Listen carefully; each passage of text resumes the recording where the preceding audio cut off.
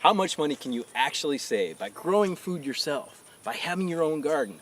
How much does that save on groceries every week? Stick with us and we'll tell you our experience and how much we've saved. Hopefully that helps you out.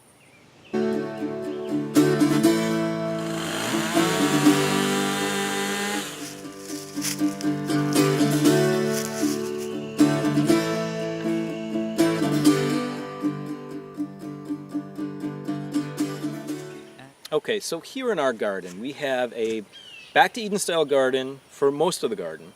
And then we did have a tilled area also. And our garden is 55 by 75. And most of it, well, no, actually about half of it is undeveloped. This area over here is where the tilled area was. And I'm doing a rehab of that because it just got overgrown with weeds. I didn't have the opportunity to really stick to weeding it, which is a huge advantage of back to Eden, right? So this is the back to Eden style. I barely weed this out. But there's advantages to both. Now, we are still harvesting tomatoes that we planted in the spring, and they're kind of having a resurgence for the fall. It's getting a little bit cooler out. They've made it through the summer, at least most of them. Some of them died back, as you can see. We need to prune those out. But intermingled within there, there's some new growth and new tomatoes coming through, so that's a real blessing. Now, you can go watch our other video, I think, let's see, I'll put it up here or up here, and talking about what we originally planted in the garden and our companion planting techniques. But I wanted to share with you how much food we're actually getting out of this garden and how much we actually did get, right? So this box right here, we bought some mangoes from Mexico. These are amazing mangoes. Each box, anyway, we would fill up with produce on a daily basis.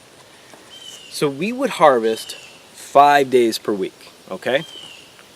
We'd fill this box up and I weighed the box. Now each day the box weighed a little bit different, obviously, from what we would get, whether it was beans or peas or tomatoes or cantaloupe or whatever it was, right? It would weigh a little bit different. But on average, each box I brought in each day weighed 12 pounds. We would harvest 5 days a week, and that's 60 pounds per week. We harvested for 12 straight weeks, solid, filling this up each of those days, 5 days a week. So that's 720 pounds of produce.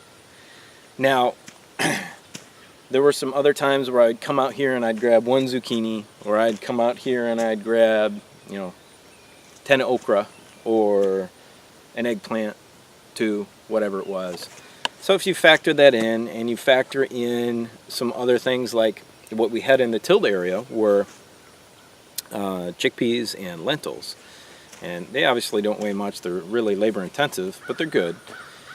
Not much weight there, so factor that in. Factor in our sweet potatoes over here. Well, let's take you over. And I think you saw the sweet potato video.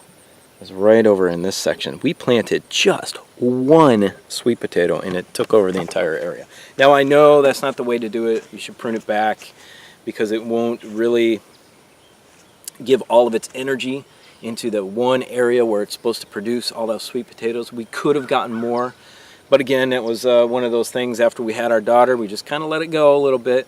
But one sweet potato has produced a 5-gallon bucket of sweet potatoes, and there are still more in there. So weigh that out, what's that, maybe 30 pounds, give or take, I'd say.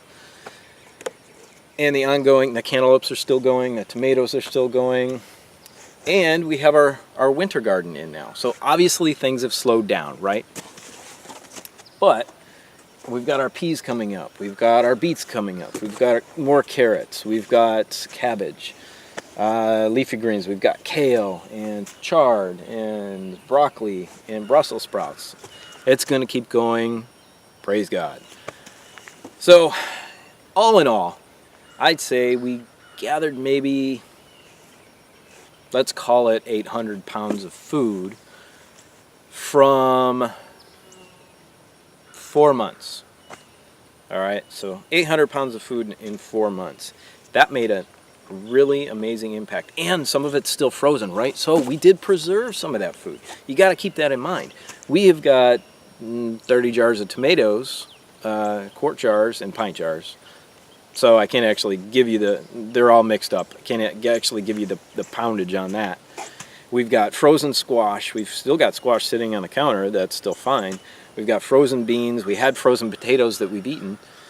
And then we had some frozen cantaloupe also.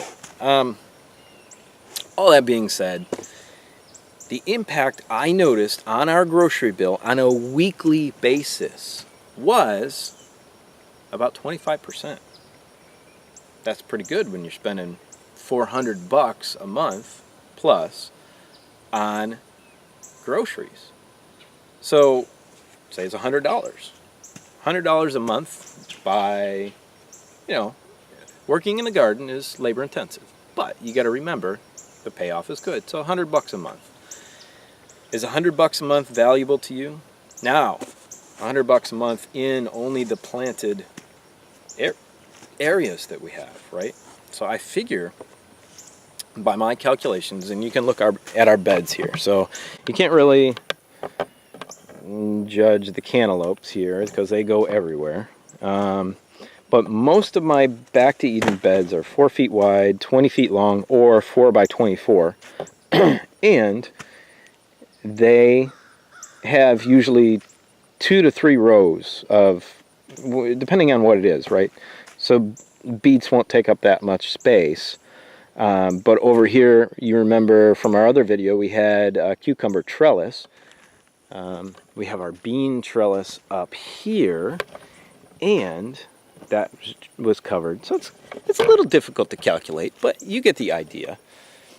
So that planted square footage is not planted like an intensive market garden like, what's his name? One of my favorite guys, YouTubers, I cannot remember his name, Curtis.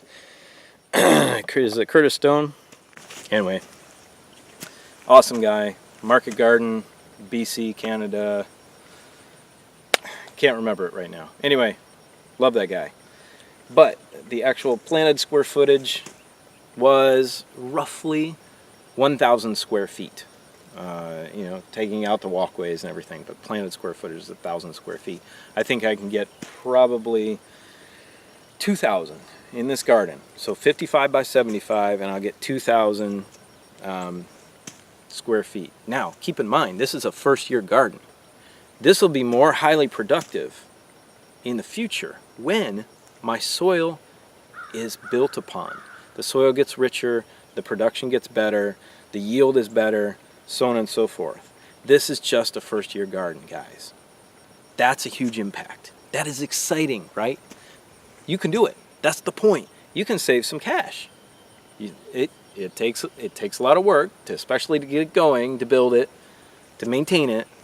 But if it's your goal to feed your family good, nutritious, organically grown, pesticide-free food that you don't have to run to the store and get, this is the way to do it, and it can impact and save you. So in our grocery bill every month, I do want to state that our budget includes, for that 400 plus or minus dollars, toiletries, cleaning supplies, all those things are factored in there. So the actual food bill is probably less, because when you go to the grocery store, you always grab some toilet paper, some Kleenex, whatever it may be.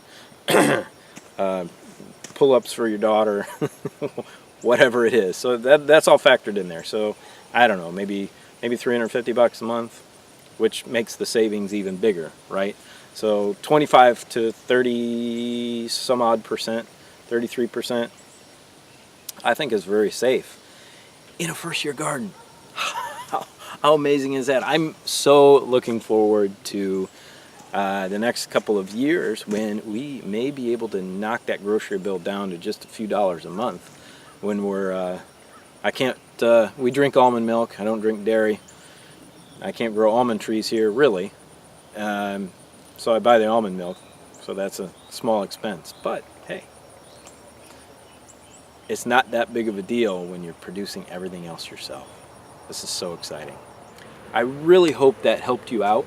I hope those numbers helped you out. And if you have any questions about those numbers, please ask me in the comment section below. Thank you so much for watching. We hope you have a great day. We'd love to have you here on a permanent basis, so like the video if you like it, if I gave you good information, subscribe to the channel, and share it. Share it on social media, pin it on Pinterest, share it on Facebook, whatever it may be. We appreciate it. Have a great day. See you on the next video.